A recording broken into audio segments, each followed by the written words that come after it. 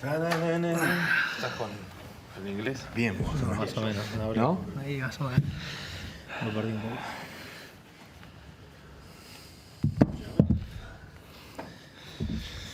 Good day. She goes good. Ivan, you good? Take it away, guys. How do you feel about that result, Mario? Happy, sad? As much as I thought the other one, if we won it, it would have been unfair. I think we deserved this one, especially when you have a look at the penalty count and stuff. It was 15-6 or something.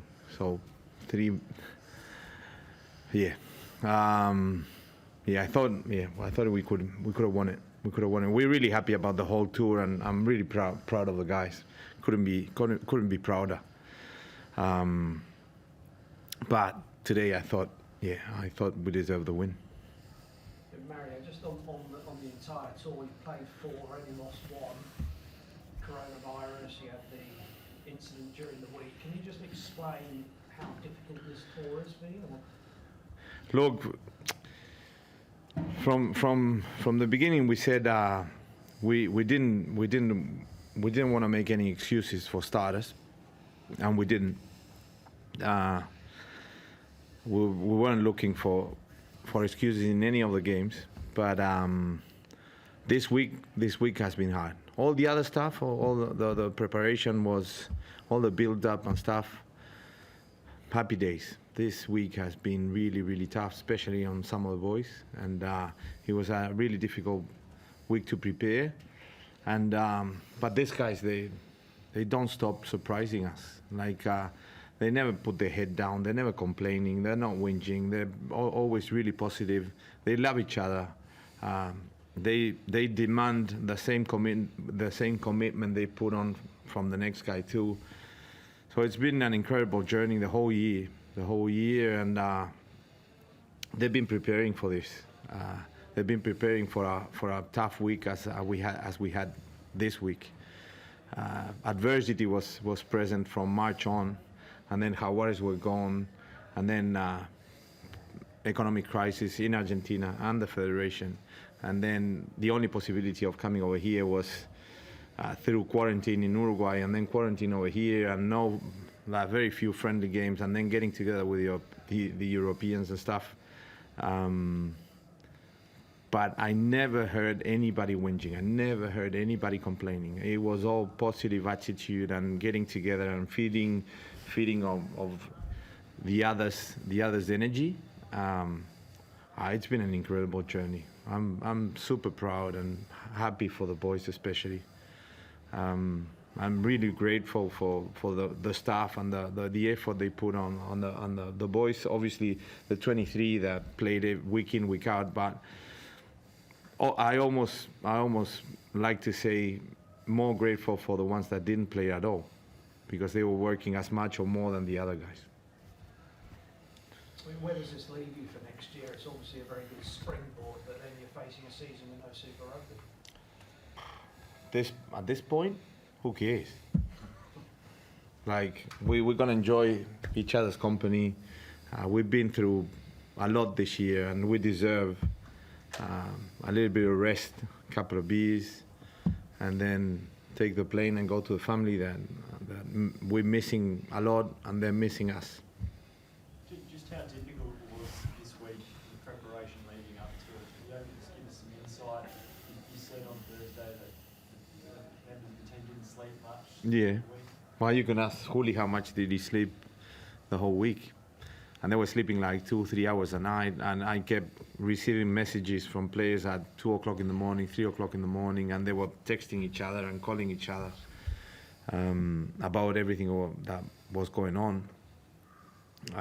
So yeah, sleepless nights, and then rescheduling trainings because we still wanted to prepare for this game. So we were supposed to training Tuesday morning. We couldn't. We trained Tuesday afternoon, and then rescheduled Wednesday and Thursday.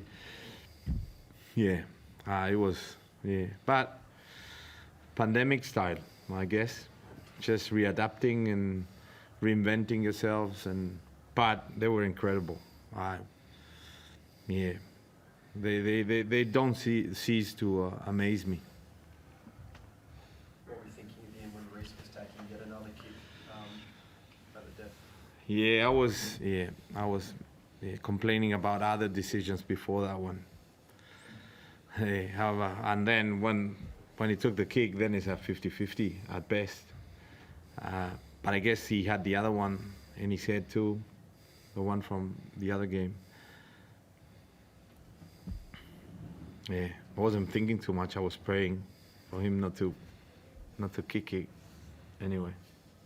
When do you move to Australia? Tomorrow morning.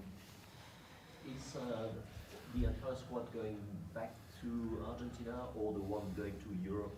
They're leaving a little bit later, I think. So the one in Argentina we're leaving tomorrow morning, and then the other ones are going to Europe later in the evening, I think. Mario, how proud are you of the defensive effort this tournament, say for 15 minutes against the All Blacks last week? It's been phenomenal. Yeah, and it wasn't even defence over there. It was lost ball, intercepts and stuff like that.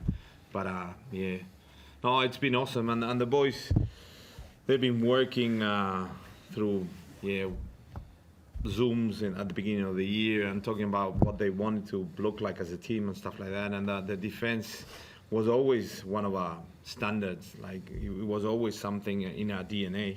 And when they wanted to judge themselves on how they were performing, they started talking about defense and individual tackles and stuff like that. And I think today, throughout the whole competition, we have a world-class defense, definitely. And this guy beside me, he's one of the guys responsible for that.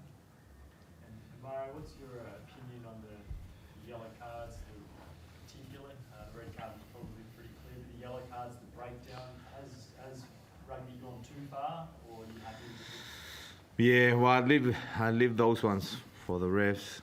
I thought the red card was definitely a red card, but the other two, I don't know, but I don't think they weren't very similar. Although they said it's kind of the same thing. The refs were talking between each other. I didn't think it was the same thing.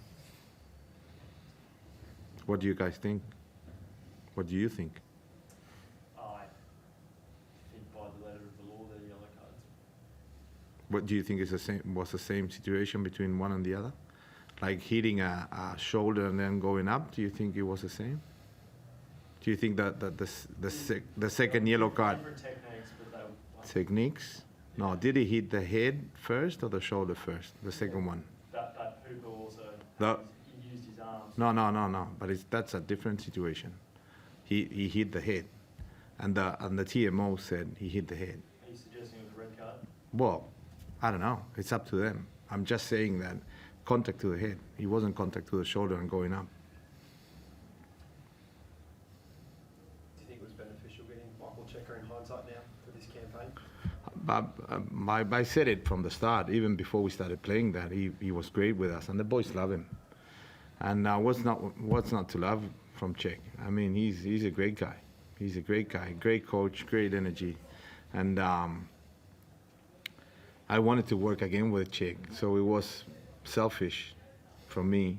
We started talking in February, March. I started suggesting that we could work together again, and I did everything to get him on board because I knew it would be great for me and the players, the coaches. He's been working individually with players, individually with coaches. The other day he was meeting S&C, sharing knowledge and stuff. And that's a way, I think. That's a way. Knowledge doesn't have nobody owns knowledge, so you have to share it. You need to share it. Was he doing much on-field coaching? He was doing everything. Everything. Like a little bit of everything, like we all do. We share the workload. At the end of the day, he must have been the happiest man of all. No, the boys are happier than me.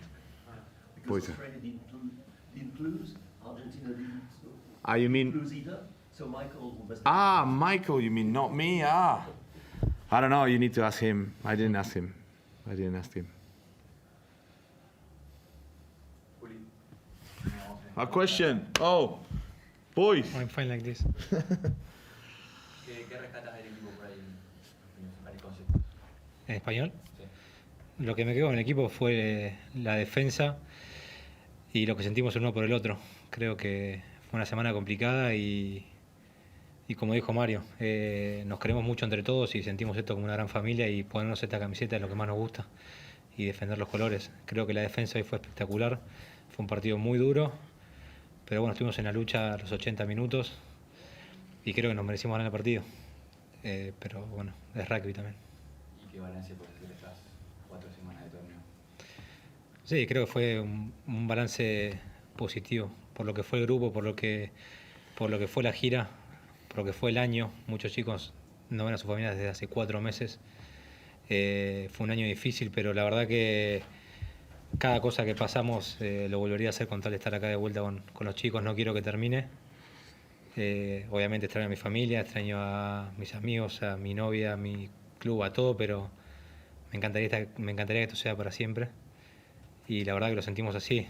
Y nada, no quiero que termine. Mario, un último mensaje que puedas mandar para Argentina y también hablando un poco del balance. Mira, el balance yo iría un poquito más lejos que lo de Juli. Venir acá y perder un solo partido en las condiciones en las que jugamos, en las que nos preparamos, con los otros equipos descansando entre semanas y demás. Y después todo el trabajo que se hizo a partir de principio de año con los chicos, que hicieron los chicos en realidad. Y todo el crecimiento, el aprendizaje, cuando era muy difícil aprender o crecer porque estábamos lejos unos de otros. Y después, a partir de que nos juntamos, el otro día yo hablaba con un amigo mío y les decía que nada, nosotros les hacíamos pasar la pelota sin pelota. Y todos la pasaban a la pelota. No hubo nadie que se quejaba, que decía, mirá la pavada que estamos haciendo. Y ya cuando ves el compromiso y la seriedad y lo que le meten a eso, sabíamos que más allá de los resultados esta gira iba a ser buena.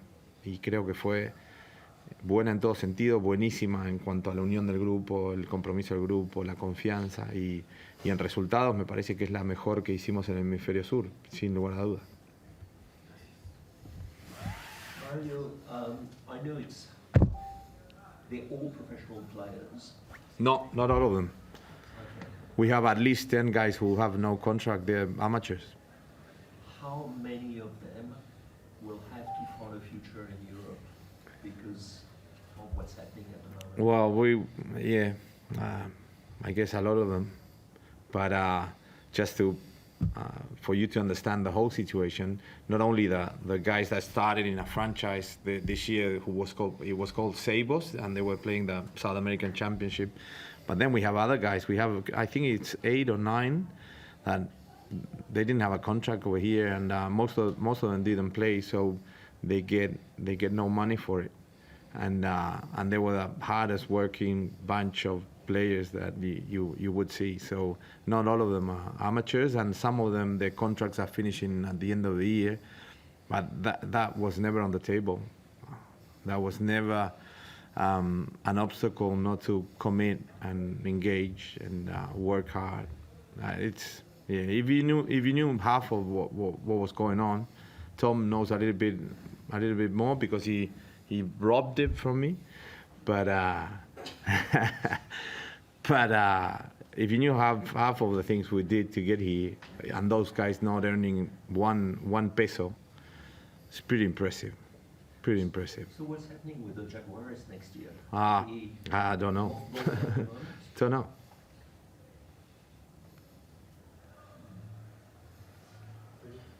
Thanks. Thank you very much. Thanks, Mario.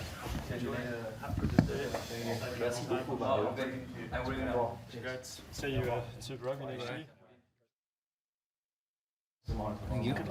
So we'll see you in Australia next year. When you arrive,